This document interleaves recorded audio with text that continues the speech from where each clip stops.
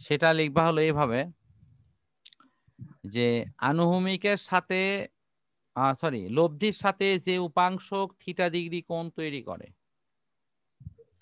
লব্ধির সাথে যে উপাংশক theta degree কোণ তৈরি করে সেটি হলো আনুভূমিক উপাংশক, এবং উপাংশকের ক্ষেত্রে এটি মূল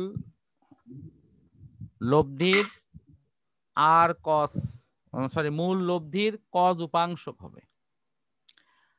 আর এই কজ উপাংশকের সাথে আমরা যদি লম্ব অঙ্কন করি, এই যে এটার সাথে লম্ব,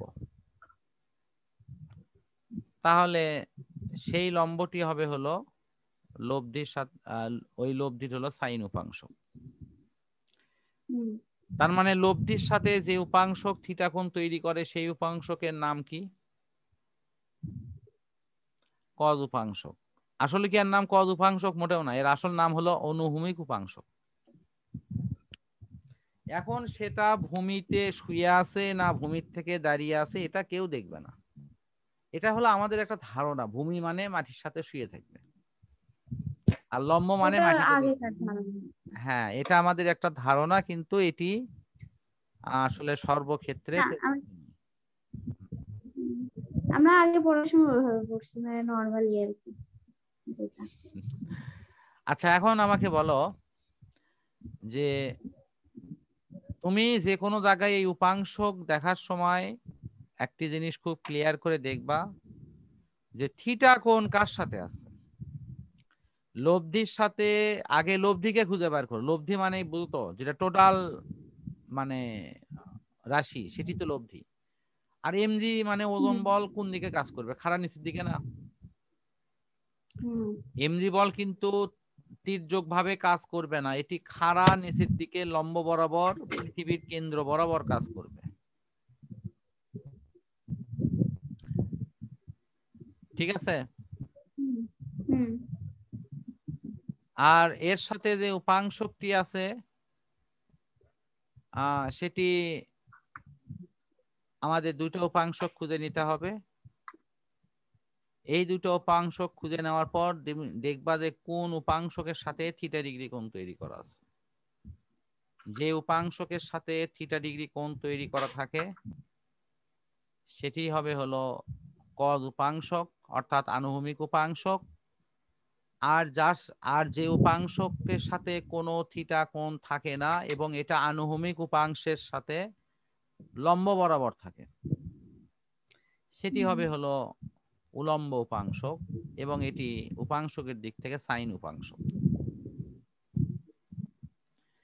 তো এই জিনিসটা একদম ক্লিয়ার থাকা লাগবে, এবং ক্লিয়ার না থাকলে তোমার ভেক্টর এবং এই জাতীয় বলবিদ্যার যে কোনো উপাংশকের অঙ্ক করার সময় কিন্তু সমস্যা হবে।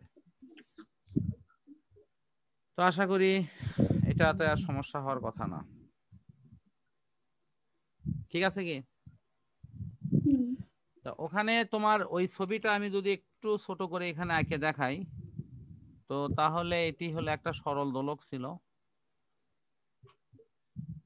এই সরল দোলকের দুই পাশে দুটা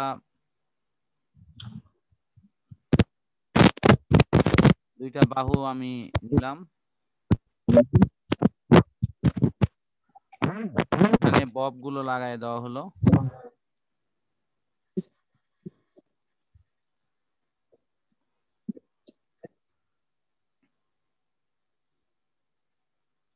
এখান থেকে যে ওজন বল সেটি খাড়া নিচের দিকে কিন্তু ক্রিয়া করবে ওজন বল, আর তোমার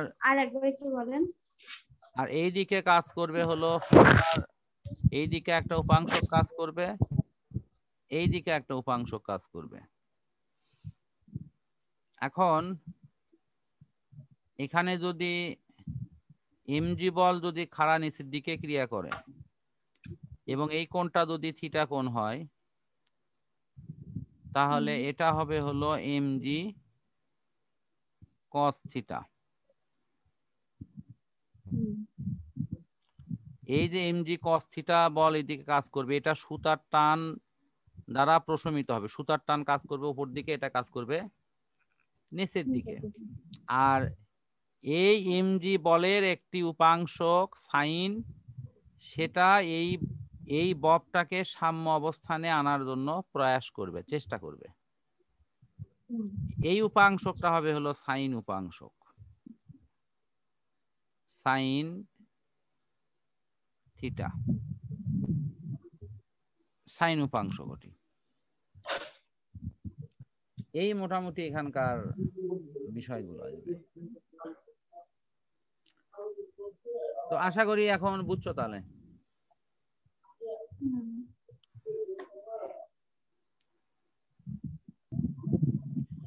ও বুঝছি স্যার, পারবো। না, লাস্টে যেটা লেখা আছে সেটি হলো যে আমরা জানি যে অভিকর্ষ ত্বরণ বেশি হলে সেই স্থানের বস্তুর ওজন বেশি হবে, আর অভিকর্ষ ত্বরণ কম হলে ওজন কম হবে। সুতরাং এ স্থানে অভিকর্ষ ত্বরণ মানে নিয়ে গেলে কি হবে সেটির ব্যাখ্যা। তো এখানে সার্বিকভাবে তোমার এই যে সেকেন্ড দোলক কেন্দ্রিক বা এমনি সরল দোলক কেন্দ্রিক যে অঙ্কগুলো আছে, এগুলো কিন্তু মূলত তোমার এই টাইপের অঙ্কই বেশি দেওয়া আছে, মানে এরকম বিভিন্ন শর্ত দিয়ে। এ যেমন দেখো গ নম্বরে যে লেখা আছে কৌণিক কম্পাঙ্ক নির্ণয়। তো কৌণিক কম্পাঙ্ক নির্ণয় দেখো 2 লাইনের একটি অঙ্ক। যখন তোমার সূত্র এবং এর ব্যবহার জানা থাকবে, এটি কতই না সহজ। তারপরে ঘ নম্বরে দেখো যে এখানে এ থেকে বি তে নিয়ে গেলে ওজন বাড়বে না কমবে, তাহলে এই অবস্থানে সমীকরণ টি is equal to twice by root L ভাগ জি, বি অবস্থানেও ঠিক সেম সূত্র। এই সূত্র দুটো কম্পেয়ার করে আমরা মান পেয়ে যাব। বা তুমি উপরের অঙ্কটার ক্ষেত্রে খেয়াল করো যে গ নম্বরের অঙ্ক কিন্তু যথেষ্ট সহজ অঙ্ক থাকে। এরপরেও দেখা যায় যে ম্যাক্সিমাম ছেলে মেয়েদের এই ফিজিক্সে অঙ্কতে যে প্রবলেমটা হয় সেটা হয় হলো সূত্রের ওপর তার দখল থাকে না। মানে সে শুধু দাবি করে যে সৃজনশীল কমন হয়নি, এগুলো আসলে সত্যি না। কারণ তুমি তো বোর্ড প্রশ্ন দেখিচ্ছ যে কলেজের প্রশ্ন চাইতে বোর্ড প্রশ্ন কিন্তু অনেক সহজ। সেখানে সূত্রের দখল থাকা অর্থ হচ্ছে সূত্রর মুখস্থ থাকা বা আয়ত্ত থাকা, প্লাস সেটির ব্যবহার জানা, যে হ্যাঁ আমি ওই সূত্র ব্যবহার করে অন্তত মিনিমাম অঙ্ক আমি একটা বানাই করতে পারি। That's enough. তো ঠিক আছে, তুমি সেটার প্র্যাকটিস করো। স্যার বলতেছে যে লাস্টে আপনার হ্যাঁ হ্যাঁ ত্বরণ বেশি হলে হচ্ছে ওজন বেশি হবে, এই তিনটা যে বলে এটা হচ্ছে কোনটার ইয়াতে হচ্ছে এফ এটা সমান তো হ্যাঁ এই। আমি বলতেছি আমরা জানি ওজন সমান কি এমজি না? হ্যাঁ এমজি। ওজন সমান হলো এমজি। দেখো এই যে খাড়া নিচের দিকে যে ইয়েটা করতেছে এটাই তো ওজন বল। এখন এই এমজি যদি ওজন বল হয় তাহলে এটাই কি ডাব্লিউ সমান এমজি, এই তো ঘটনা। তো এখানে এমটা হলো কি ইউনিভার্সাল কনস্ট্যান্ট, তাহলে জির মান যত বেশি হবে ওজন তত বেশি হবে না? কারণ এই দুটের গুণফল, যেহেতু এম এর কোনো পরিবর্তন হবে না, তাহলে পরিবর্তন হয় কি স্থান ভেদে জির পরিবর্তন হয় না? পৃথিবীর পৃষ্ঠে জির মান একরকম, বিষুব এলাকায় একরকম, তারপর তোমার ওই মেরু এলাকায় একরকম, পাহাড়ের ওপর গেলে আর এক রকম।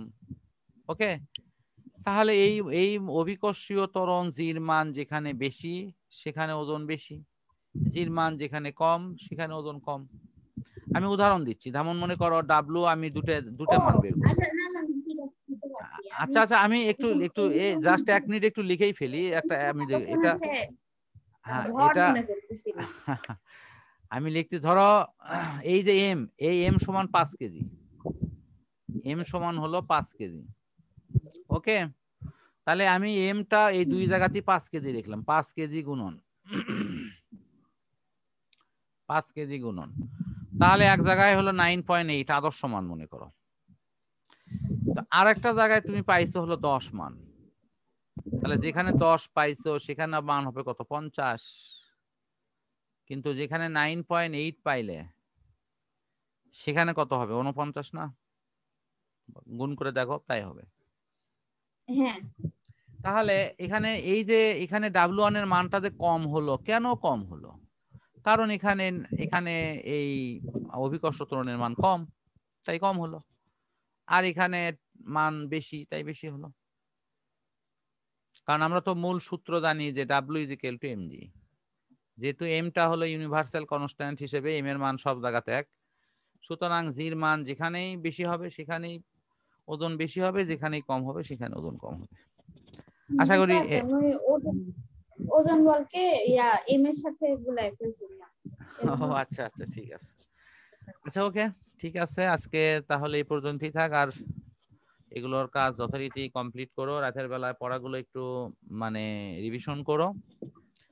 আর কালকে আমাকে পাঠাইছেন তুমি আমার তো জানা মতে পাঠানোর কথা, তারপরেও যদি তোমার অ্যাকাউন্টে না থাকে তা অথবা মানে হোয়াটসঅ্যাপে না থাকে, তাহলে তুমি আমাকে এটি চেক করে এই যে ক্লাস শেষে আবার একটু এখনই ফোন করে জানাই দাও, থাকলেও জানাও না থাকলেও জানাও, যে থাকলে কনফার্ম দাও যে হ্যাঁ স্যার আছে, আর না থাকলে জানাও, তাহলে আমি পাঠিয়ে দিচ্ছি। আচ্ছা আচ্ছা ঠিক আছে, আল্লাহ হাফেজ। আসসালামু আলাইকুম। ওয়ালাইকুম আসসালাম।